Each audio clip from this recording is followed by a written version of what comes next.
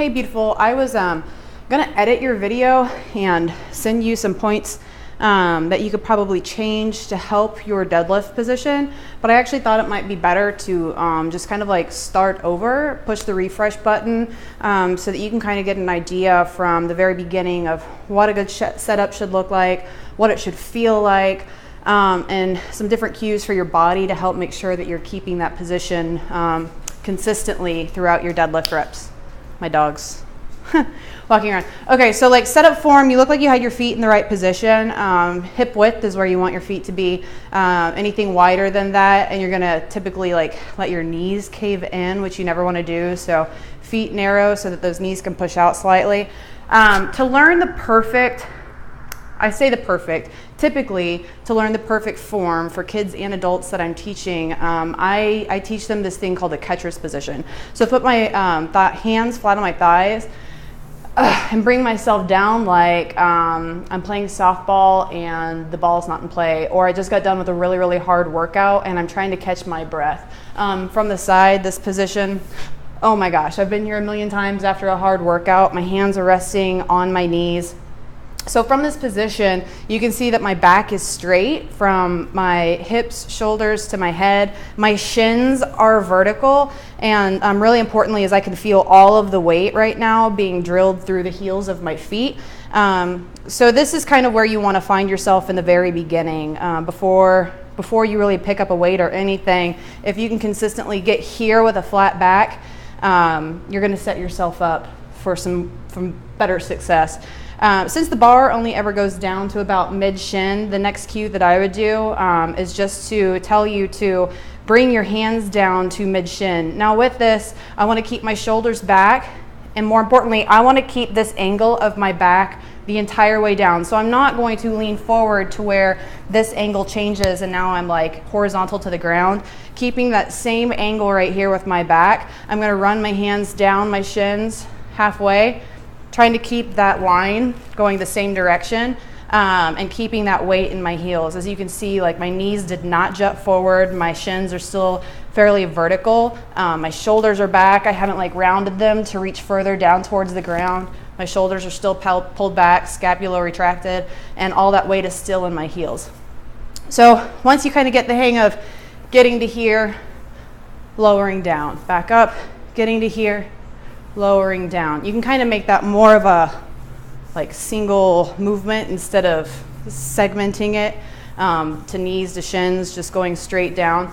But doing this is really going to teach you how to move that bar in a straight path to where your knees are not coming forward. And also, if you start from the top down, if you don't have weights that touch the floor, that's fine. You don't have to go all the way to the floor every time if you just have 5-pound weights on here. Even if I'm just doing an empty barbell, you know, I can practice this movement weightless with perfect form and still get a good workout. And notice how my bar is really moving in a fairly straight line from the top to the bottom. The bar never leaves my body. Contact with my thighs, contact with my shins, all the way back up. My knees aren't getting in the way because I'm keeping them pulled back by pushing my hips back first and then keeping that straight line down to mid-shin. I'm not going to get those bruises on the top of my knees. My knees are not jutting forward to where my bar is having to come out and around. I'm really trying to focus on keeping my knees back and keeping my back straight. So a couple things that I saw in your video, other than your bar having too small of plates and you were really forcing it to go down to the ground, you did have a slight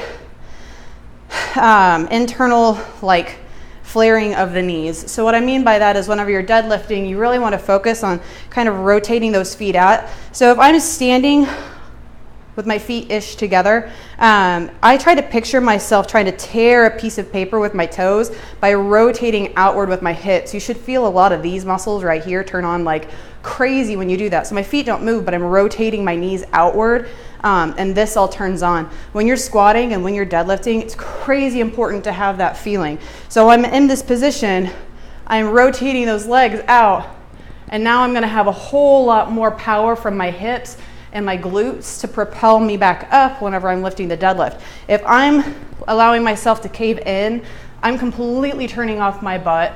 and I'm relying on like my quads alone and my lower back to lift me up, you can feel kind of this protecting your back and taking a lot more of the action whenever you push your knees more outward.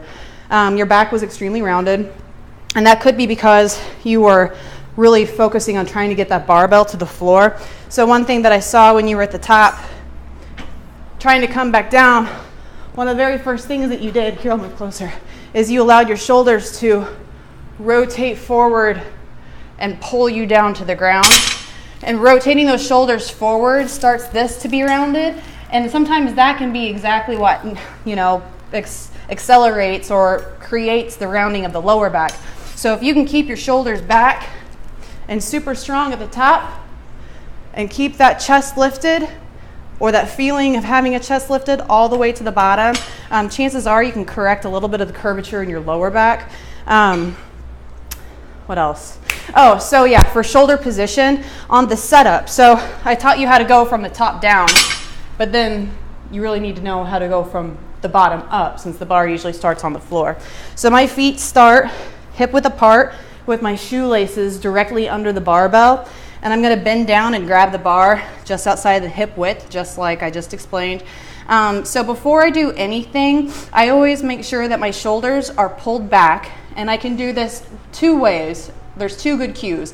One is I can say chest up, which chest up is usually a pretty good cue. Like, you can't actually physically get your chest up, but whenever you say chest up, typically it brings it more forward so that you're pulling your shoulders back. The other one that I used to say to a lot of people is just saying I'm pulling myself into the bar. So if I'm pulling myself into the bar, I'm picking up all of the weight of the bar without actually lifting it off of the ground. At this moment, like, this is a workout in itself. Like, all of my weight is in my heels, my shoulders are pulled back, my back is super tight and strong. From here, I can lift the bar without jerking it at all. I'm loading my body and loading my muscles and feeling from the very beginning that I have all of the correct muscles engaged and that my back is nice and strong. So from that position of being pulled into the bar, shoulders get pulled back, scapula kind of get pulled together and down. So together and down in order to get that really strong upper back. I feel like this was a lot of information to throw at you, but really it's just about like engaging as much as your body before you pick up that bar as possible. Making sure your weight's in your heels, pushing those knees out, and just making sure that that back stays as straight as possible. If you're not able to, here I'm going to show you one more thing. If you're not able to get bumper plates for whatever reason, you can use a squat rack.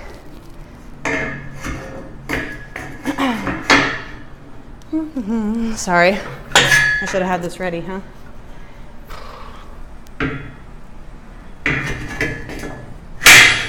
All right, so if I have a squat rack, because my bar